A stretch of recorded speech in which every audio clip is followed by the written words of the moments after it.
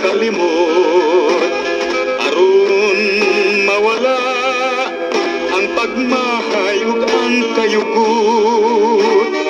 Tuot kung mawala ang pag-antos ning dughang guba, naguba kay kalit mong giayran o gipakyas mong tanan. Pinangga kawa mo'y kaluoy ning dughan ko nga samaran, kaluy akining nagdanguy-nguy naganto sa taknang tanan.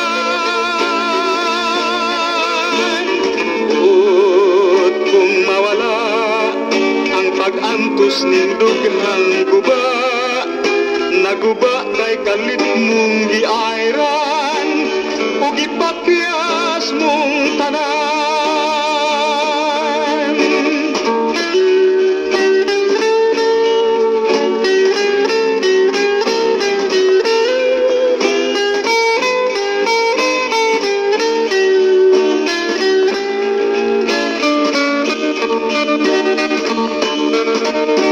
Pinangga kawa mo'y kaluoy ning dughan ko nga samaran, kaluy akining nagdanguy-nguy naganto sa taknang tanan.